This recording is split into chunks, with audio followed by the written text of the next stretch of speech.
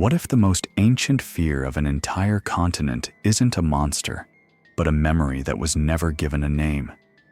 It all began with a bone, a skull dragged from the muddy bed of an Australian river in 1846. The men of science stared at it, and all their classifications crumbled to dust. It resembled nothing known to them. But when the skull was shown to the Aboriginal people, they weren't surprised. They knew it instantly, and they whispered a name the white settlers had only heard in their nightmares, down by the water's edge: the Bunyip. This bone didn't become a museum piece. It became a relic, an icon of nameless terror. A cult began to form around it, a cult of those who claimed they had seen it too. But what was it they saw? One spoke of dark, feathered fur, another of webbed feet and tusks like sabers, a third of a boneless body with a single eye, as if the creature wasn't made of flesh and blood, but forged from the very fear of the one looking at it. The skull has long since vanished. The witnesses have fallen silent. But the question asked by that faceless bone still hangs heavy in the Australian air. What if the Bunyip isn't what's hiding in the water, but what's hiding inside of us?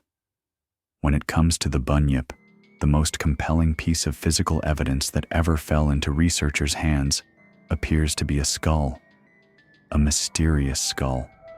For this, we have to travel back to 1846, when this discovery was made near New South Wales in Australia. And what was the first thing that jumped out at everyone who saw this skull, a photograph of which you're looking at right now? The fact that its appearance defied all scientific explanation. It looked like no creature known to science. And of course, all the locals, the Aboriginal people, took one look at it and told the settlers in one voice, "Oh, that's a Bunyip." And although several specialists from all sorts of fields reportedly tried to identify it, to find its place in their familiar classifications, maybe it's the skull of a calf, or perhaps the skull of some kind of hideous, deformed creature. But no, it seems no one ever managed to convincingly link it to any species known to man.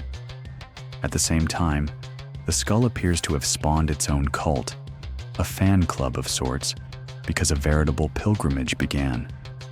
The Sydney Morning Herald, an Australian newspaper, wrote that the find prompted droves of visitors to flock to see it, and suddenly everyone was talking about their own, quote-unquote, run-ins with the Bunyip. So, even with all the attempts by scientists to prove it was just a regular animal skull, most of them failed. Astonishing, isn't it?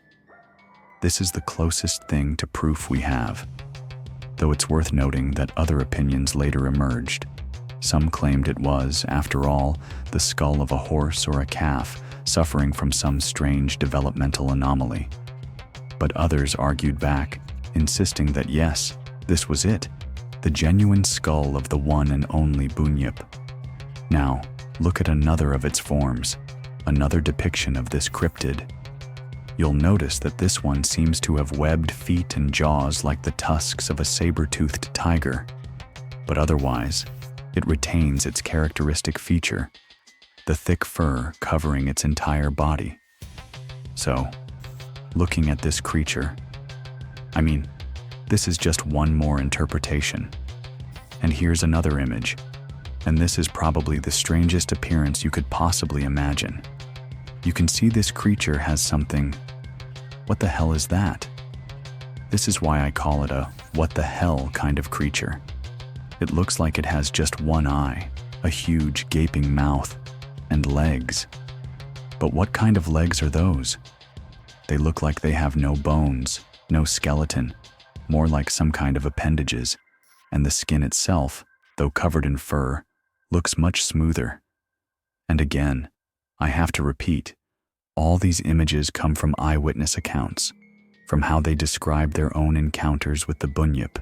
So, according to legend, the Bunyip is a creature that stalks the dead of night, It's a predator that loves to hunt specific victims. Its prey of choice is women. Its prey of choice is children. The local Aboriginal people claim that whenever they hear its distinctive roar, a very, very loud, drawn-out howl, they do not go near the water under any circumstances, because that sound, that cry, is like a signal, an announcement that the creature is on the hunt. And when that happens, everyone nearby knows. You stay away. As for the sightings themselves, there are some pretty curious stories. We have to go back to the mid-19th century again, but the earliest encounters seem to have been with Europeans, the first settlers who arrived in Australia and began interacting with the indigenous population. They claim that in the 1840s and 1850s, a huge number of Bunyip encounters occurred in and around South Australia.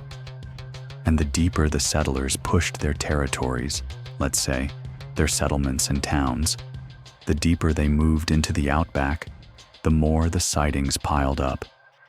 Eyewitnesses described it as a creature that was constantly lurking somewhere nearby.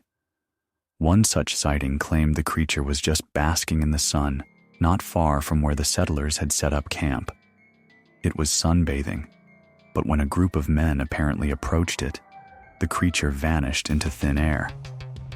So this is definitely a case where, even though several people were looking at it, no one could ever get a clear, let's say, description. That's why there's such a huge variety in its depictions. That story about the sunbathing creature was apparently printed in an Australian newspaper, which said that the Bunyip, or gigantic platypus, so they were leaving open the possibility it could be a regular animal and not a cryptid, was seen basking on the serene surface of the Yarra River. A crowd immediately gathered, and 3 men set off in a boat to, quote-unquote, capture the stranger, who disappeared when they were about a yard away. Apparently, that was the closest anyone ever got to a real Bunyip. Another account comes from a convict, a man who was transported to Australia. A rather famous convict in Australia, it seems, named William Buckley. He was sent to Australia, apparently in 1952, and this is what he described. He said he saw the creature several times, and I could never see any part but the back, which appeared to be covered with feathers of a dark gray color. It was the size of a grown calf, and I could never learn from any of the natives that they had seen either the head or tail. So who is this Bunyip? Obviously, it's a legendary beast from Australia. Much like the Burrinjor, the last living T-Rex, here we have another cryptid from down under. The difference, however, is that while researching this particular creature, I don't think I found a single recent sighting in over 100 years. You probably have to go all the way back to the mid-1800s to find any mention of it in history. This just goes to show how powerful the legend of this cryptid is. The most recent sighting dates back to the mid-19th century, and yet, to this day, it apparently still has an impact on Australian culture, including video games, films, TV shows, and the like. So, what is this Bunyip? Well, take another look at the picture. Apparently, it's some kind of native, water-dwelling creature. It's especially prominent in the culture of Australian Aboriginals, the ancient inhabitants of Australia. The idea is that this creature hides in swamps, riverbeds, and watering holes all across Australia. And the most precise description of its size we have says 11 paces long and 5 paces wide. A pace is basically a foot, the length of a human foot. So if you convert that, with 1 foot being about 30 centimeters, you get a length of about 3 meters and a width of about 1.5 meters. A pretty big critter. A creature like that would definitely turn heads instantly. What is up, my friends? Fernando here, and this is a new, special episode dedicated to the mysterious creatures of our world. As promised, Today we're diving into the story of a cryptid you've been asking for a lot. And to be perfectly honest, I had never heard of this creature before, so it was incredibly fascinating for me to dig up the information on who it is and what its story is. So, by popular demand, we're going to talk about the cryptid called the Bunyip. I hope I'm pronouncing that right. Bunyip. Not sure if there's another pronunciation, but I'm just reading it phonetically. This is a creature I would, without a doubt, put in the "what the hell is that?" category, because apparently there isn't a single definitive description of its appearance, and in just a moment, you'll see what I mean. If we're talking about its most basic form, you're seeing an image associated with the Bunyip, but this is probably the closest thing to a normal-looking cryptid, if that phrase even makes sense. As you'll see in other images, people in every single account described it completely differently. And that makes me think, I wonder, could this cryptid be some kind of shapeshifter? Or something along those lines, where its appearance presents itself to people in a way they can't fully remember, and it looks different to every single person. But that part, of course, is up for debate. So what do you think? Who is the Bunyip? One of the most bizarre creatures out there? Could this creature be a shapeshifter? Could it be so strange in its manifestations, or at least in the fact that no one can get a good look at it, that it creates its own fantastic tales? But I'll leave that for you to decide. So, what's your take on all this?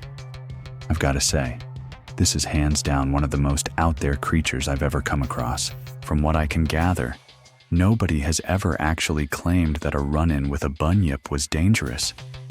People just say they've seen it, and that's pretty much where the story ends. But hey, if any of you out there know differently, if you've got tales of a Bunyip that actually lives up to the hype, one that's, striking fear into the hearts of men and women, you know what to do. Drop it in the comments below. Then again, some have pointed out that the blood-curdling screams people blame on the Bunyip could be nothing more than the cries of a koala or even a seal. And as for the creature's appearance, the whole seal theory actually holds some water. Seals are known to venture way down south, all the way to Aussie shores, and if you catch a glimpse of one from a distance, they really do tick a lot of the boxes from those Bunyip depictions I showed you, right down to the loud, bellowing cries they make. So at this point, it's all still up for debate. What do you guys think? Have you heard any other Bunyip stories? Anything you can add to the pile? Encounters, tales from your mates, your family, co-workers, anyone at all? Or, for those of you who actually live in or have been to Australia, I especially want to hear from you. Please, drop your comments below about all the Bunyip lore down there. So yeah, one bizarre creature. I couldn't dig up anything truly malicious about it, other than the fact that it seems to be this kind of Frankenstein's monster of a platypus, stitched together from a whole grab bag of weird features. But hey, this is the cryptid you guys voted for time and time again, so I had to deliver. Thanks again, everyone. Stay safe out there. Catch you later.